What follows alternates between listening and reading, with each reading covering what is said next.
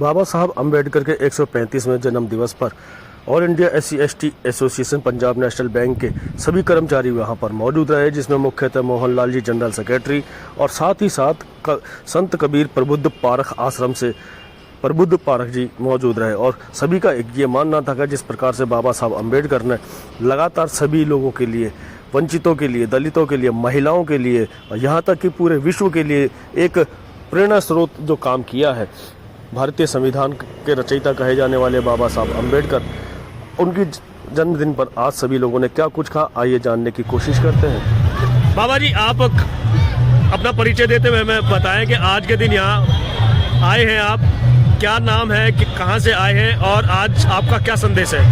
मैं सदगुरु कबीर साहब का अनुयायी हूँ, कबीरपंथी साधु हूँ। सदगुरु कबीर पारख आश्रम बागपत, उत्तर प्रदेश निकट दिल्ली और हरियाणा फ्री बॉर्डर पर अपना कबीर आश्रम है, वहाँ से आया हूँ। मैं बाबा साहब को आज के जन्म जयंती पर उनको अपने हार्दिक दिल से खूब सारी बधाइयाँ देना चाहता हूँ। और जो हमें संदेश समाज को दे के गए हैं, एकता का, संगठन का, और जो पिछड़ापन है इसको दूर करने का, जातिवाद को दूर करने का, तो वो हम जो कर सकते हैं संगठित होकर ही, एकता के द्वारा ही बहुजन समाज उसको दूर कर सकता है और सारी सत्ता को प्राप्त कर सकता है। बहुत बढ़िया, वो तो कर लेंगे उनका काम। तो बाबा साहब की 134वीं जयंती पर आप जो है संसद भवन प्रांगण में मौजूद हैं जी। आज यहाँ आने का और यहाँ के लोगों को क्या संदेश देना चाहेंगे, जिस तरीके से एकजुटता यहाँ दिखाई जा रही है आज के ऐसे शुभ अवसर पर जी?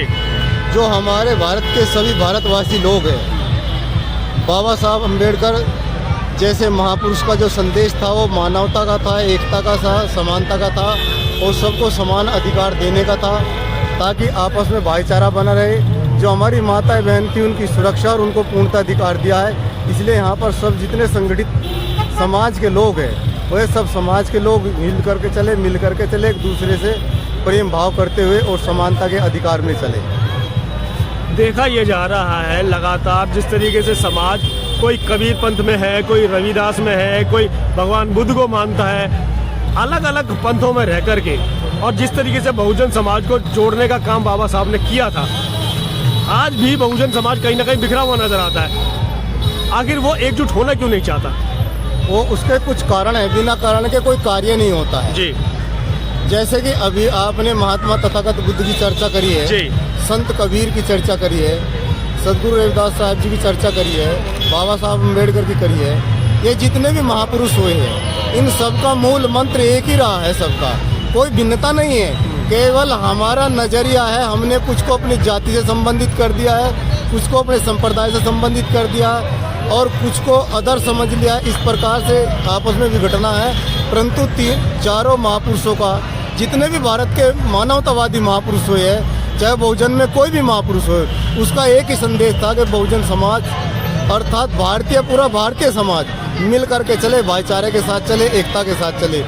कबीर साहब की याद आती है, कबीर खड़ा बाजार में मांगे सबकी खैर, ना कहूँ से दोस्ती ना कहूँ से बैर। तो इनका किससे दोस्ती बैर नहीं था, इस सब को प्रेम भाव से लेकर के चलते थे। इनका सबका मूल सूत्र एक ही है, या दूसरे शब्दों में कहूँ, जो तथागत बुद्ध ने कहा है वही संत कबीर ने अपने कटुक वचन में कहा है, वही गुरु रविदास जी ने भी कहा है।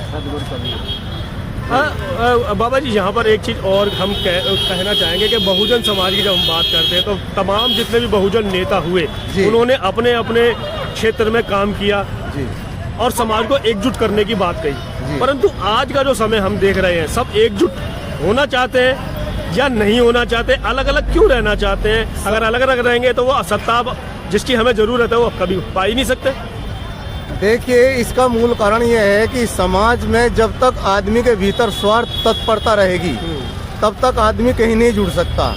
बाबा साहब ने सबको समानता का अधिकार देने के बाद भी कुछ लोग उनके अधिकारों का आज दुरुपयोग कर रहे हैं, क्योंकि समानता के अनुसार दिया सब कुछ मिला है, परंतु समाज स्वार्थी हो चला है। स्वार्थ के कारण आदमी आज भी बटा हुआ है, कल भी बटा था।